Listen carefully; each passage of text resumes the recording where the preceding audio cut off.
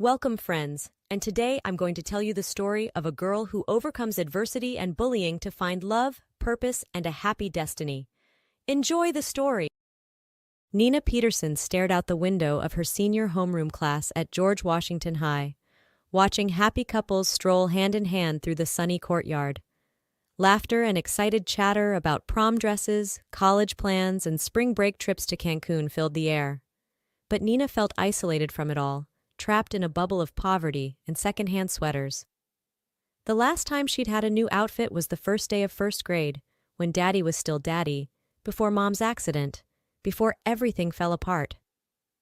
Now it was all she could do to keep her threadbare clothes clean and ignore the constant giggles and whispers behind her back. Especially from Brittany Thompson, reigning Queen Bee of the senior class, who now sauntered up to Nina's desk with a smirk. "Yo, Nina, I'm collecting donations for the homeless shelter downtown. Gonna toss in that dingy old rag you're wearing?"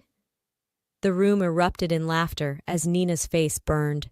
She grabbed her ratty backpack and bolted for the door, blinking back tears. "Nina, you come back here right now!" Mrs. Johnson's stern voice called after her. But Nina was already sprinting down the empty hallway, bursting through the heavy metal doors into the blinding sunlight. Chest heaving, she slowly walked the 10 blocks to the tiny apartment she shared with her dad. Hands shaking, she fumbled with her key and let herself in. The stench of stale beer and cigarette smoke assaulted her nostrils. Her eyes adjusted to the dim light, and she saw him passed out on the couch, surrounded by empty bottles and overflowing ashtrays. This was how she found him most days after school, ever since Mom died, and he'd lost his accounting job. Nina quickly got to work cleaning up his mess, a task as familiar to her as brushing her teeth. She collected the bottles, wiped the sticky surfaces, and opened a window to let in some fresh air. A sigh escaped her. "Daddy, you can't keep living like this." A grunt came from the couch and one bloodshot eye cracked open. "Nina, that you, baby? What are you doing home so early?" "It's 3 p.m., Dad." Nina perched on the arm of the sofa. "I left school. The kids were picking on me again, because of how I dress, because we're poor." Her voice cracked. "Oh, honey." He struggled to sit up. "I'm so sorry. I'm a failure as a father. You deserve so much better than—" "Stop, just stop." Nina stood abruptly. "I can't deal with this right now. I need some air." She grabbed her jacket and hurried out, ignoring her dad's pleas for her to stay. Blinded by tears, she stumbled down the cracked sidewalk, finally collapsing on a graffitied bench in front of their building. Sobs racked her body as she buried her head in her hands. She didn't even notice the gentle hand on her shoulder at first. "Nina, honey, what's wrong?" a kind voice asked. Nina looked up into the concerned face of Mrs. Thompson, who worked at a health clinic nearby. The story came pouring out, the bullying, her dad's drinking, how much she missed her mom. Mrs. Thompson listened patiently, occasionally laying a comforting hand on Nina's knee. "Have you talked to your principal about the bullying?" Mrs. Thompson asked when Nina finally ran out of words. "I'm sure they could," Nina laughed bitterly. "Principal Adams? He's so far up Brittany's dad's you-know-what. He'd probably give her a medal for most creative insults." "No, I'm not going back there." Mrs. Thompson nodded slowly. "I understand. You know, we're a bit short-handed at the hospital, especially for evening shifts. If you're interested in a part-time job—" Nina's eyes widened. A job meant money. Money meant no more second-hand clothes, no more mocking, and most importantly, no more school. She'd be 18 next week anyway. "That would be amazing, Mrs. Thompson." Mrs. Thompson smiled. "Come by tomorrow, and we'll get you set up. But Nina, promise me you'll at least consider staying in school. You're such a bright girl. I'd hate to see you throw away your future." Nina looked away. "I'll think about it," she said, knowing she wouldn't. The part-time night shift quickly turned into full-time. Nina threw herself into her work, grateful for the distraction from thoughts of school and her dad, and the $8 an hour. But her resolve faltered when she saw the shiny posters showing up all over town advertising a night to remember. Prom. Despite everything, a small part of her still yearned to go, to wear a gorgeous gown and slow dance under twinkling lights. Even if just for one night, to feel pretty, to feel normal. When she tentatively brought up the idea to Mrs. Thompson, her kindly boss immediately offered to tailor Nina's hours that week so she could attend. Buoyed by her support, Nina decided to take the plunge.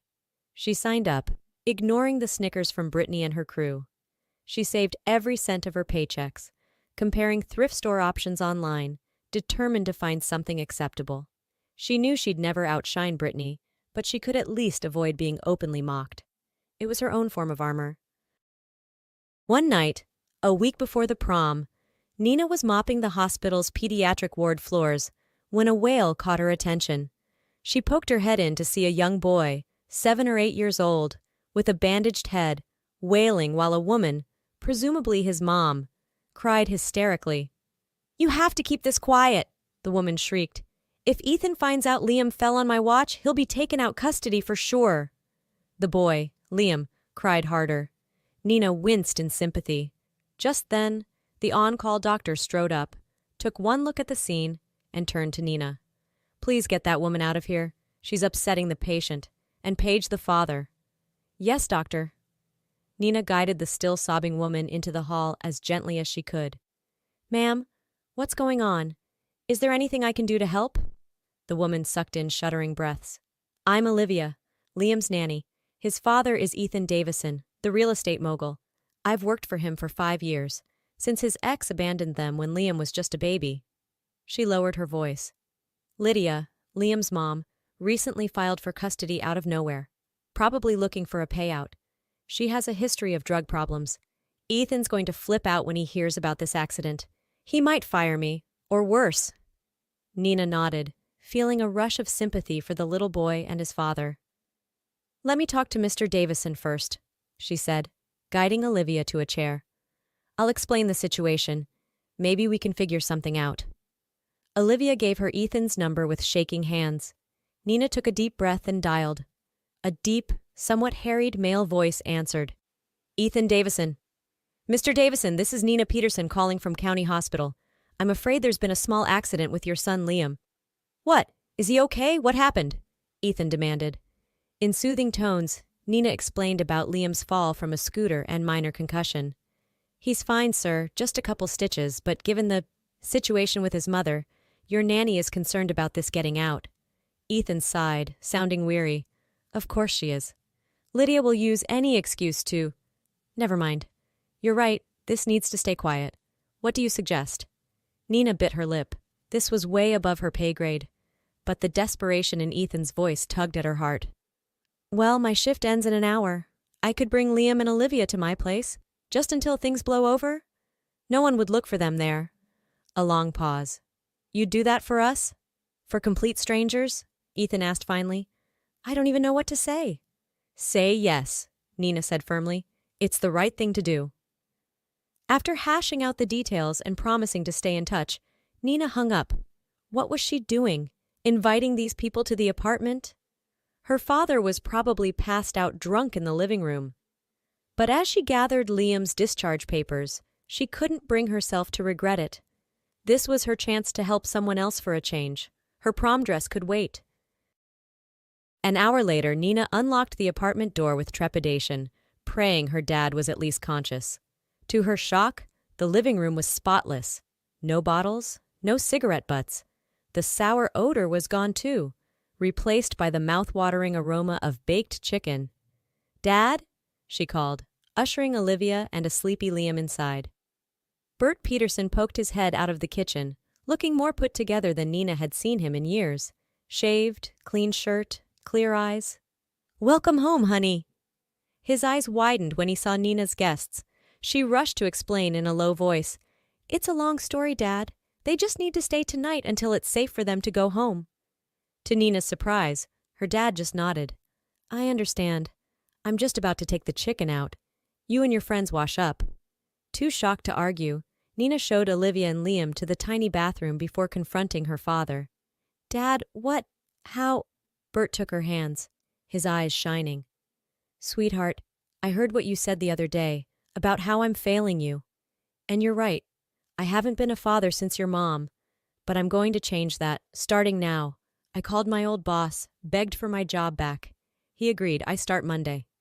Tears streamed down Nina's face as she hugged him fiercely. "I'm so proud of you," she whispered. He squeezed her tight. "I'm proud of you too, honey. I know how hard you've been working. Speaking of—" He pressed a wad of bills into her hand. "This is for you, for your prom dress. I know it's not much, but the guys at work collected contributions when they found out my little girl was going to prom." Nina stared at the money in disbelief. There had to be at least $400 here. She could get a real dress. New shoes, too. "I don't know what to say." "Say you'll take lots of pictures for your old man." Bert smiled. "Now round up our guests. Dinner's getting cold." The day of the prom arrived in a blur. True to her word, Mrs. Thompson had altered Nina's schedule and even slipped her a $50 bill for whatever pretty girls need on prom night. Nina felt like she was walking on air. She was just about to leave for her hair appointment when she got a text from an unknown number. "I'm sending a car for you tonight. Be ready at 7.